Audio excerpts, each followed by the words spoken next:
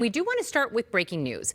The city of Minneapolis is moving a homeless encampment. They are clearing it out, and there are city leaders gathering right now to discuss some of the changes that are happening and some of the updates. And we want to listen in as they start talking about this change. The encampment has begun. People were given an opportunity to gather items, their personal belongings, as well as take down the yurts that are on site. And we are working together with police as well as other city personnel to be sure that people can remove those items out of the site. As long as that continues, we will wait until that work finishes before securing of this site begins. This has been hundreds of hours of work between all government partners, including the county, who is the social service provider for our folks who are in Minneapolis, as well as the state of Minnesota. Every single night since January, the beginning of January, there have been between 80 and 90 shelter beds available for people. We do understand that temporary shelter is not the ultimate answer for people, but often temporary shelter has to be used to be able to get to permanent housing and, in many cases, treatment for addiction and other issues. So I'm going to turn it over to Commissioner Barnett to talk a little bit about the health and safety issues at this particular encampment, and then we will be available for questions. Good morning. I'm Commissioner Todrick Barnett. We believe that everyone deserves safe housing. Unfortunately, large encampments don't provide that. They pose a significant health and safety risk to both the people living in the encampments and the surrounding community. We've responded to numerous health concerns and safety concerns at this current encampment at East 26th and 14th Avenue and the former location. Some of those issues have been death threats among campers, assaults, gunshots with injuries, vandalism, property damage, drug overdose, and fentanyl use. Last October, I think like a lot of you reported, there was a newborn death at the encampment, and also there was an individual who died from a drug overdose. In December, a man was shot and killed, and last week, the Department of Health, their team had to respond to an outbreak of a stomach virus. And our health department continues to monitor the air quality at the encampment due to the campfires. Yesterday, a 29-year-old man, unidentified man, was shot and sustained non-life-threatening injuries and was taken to the hospital. And that occurred just outside of the encampment. And based on our preliminary information that we have, the individual that shot him emerged from the encampment when that interaction occurred. One of the things that I want to make clear is that we cannot ignore the public safety concerns at these large encampments or the health concerns associated with the large encampments. And I think it's important that we also realize that we're still in an opioid crisis at this time, and that there are things that go along with that, and we see that in some of the encampments here. The bottom line is that the closure had to happen because of health concerns and the safety concerns there.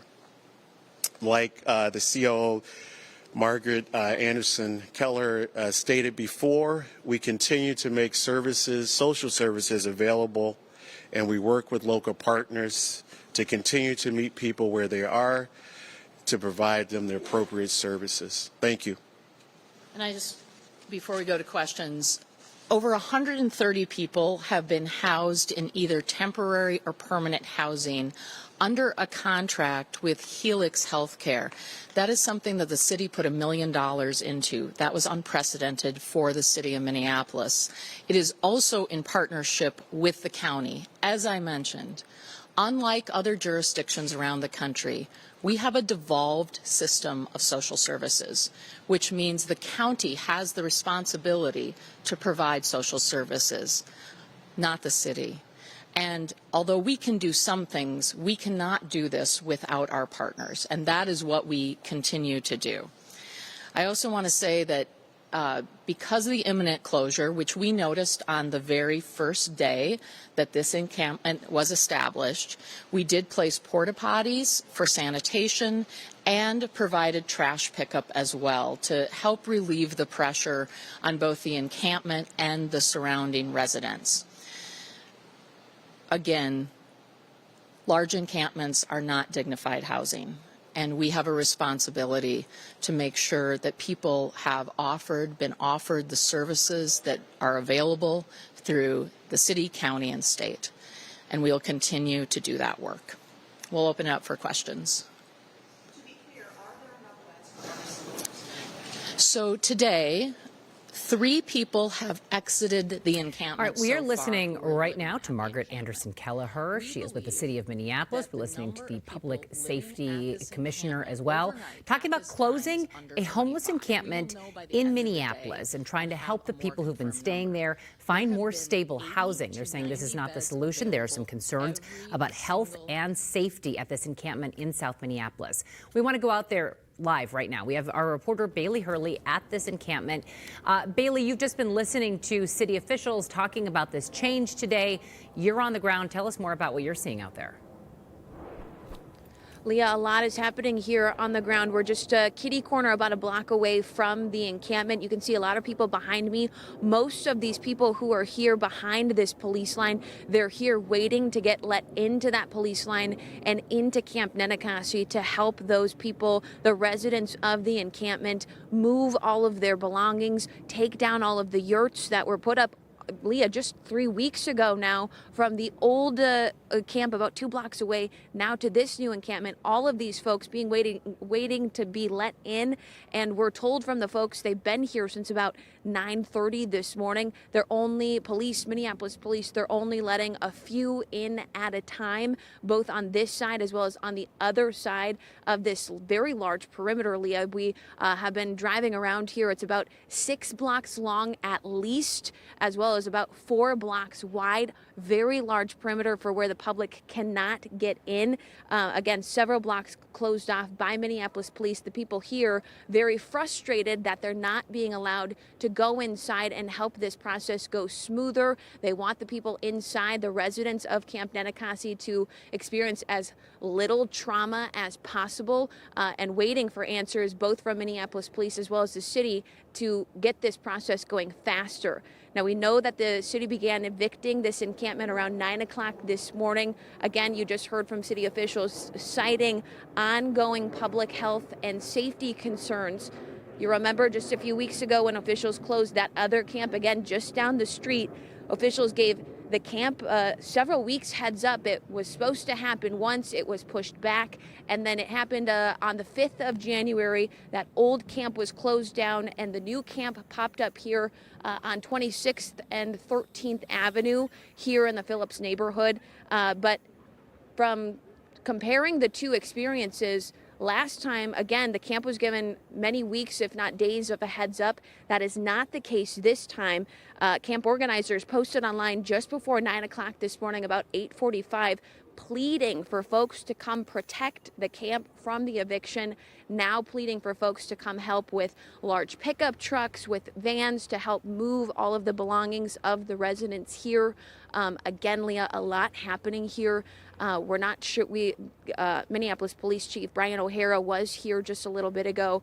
We asked him how long they're expecting to be here and to this clearing to happen. He didn't have an answer for us. So how long this will be going on for all of the neighborhood here in the Phillips neighborhood, that's unknown right now. We're working to find more answers. We'll keep you updated. Leah. All right, Bailey Hurley, I see a lot of people behind you. Has it been calm out there? Has it been peaceful? It's calm, but again, people are very frustrated. A lot of people with their phones out while they're talking to police, demanding to be let inside, but also asking why they can't be.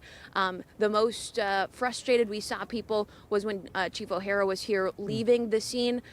As the police chief, they were demanding answers, asking why they're not allowed in all at once, saying that the process would go much smoother with all of the hands that are waiting patiently to be let inside and help all of the many residents who are inside, but also not only helping people move, but those yurts, they're quite the structures and all of the things that need to be taken down in order to preserve them so they can be moved to the next place if there is one. That's a question we also have for organizers. We've been asking organizers if we can speak with them. They said that their residents come first in order to help them move out.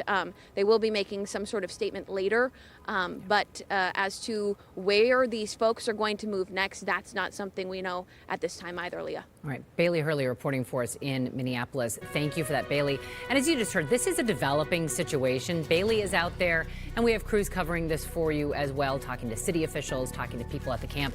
You can see much more with us here on air and online at KSTP.com.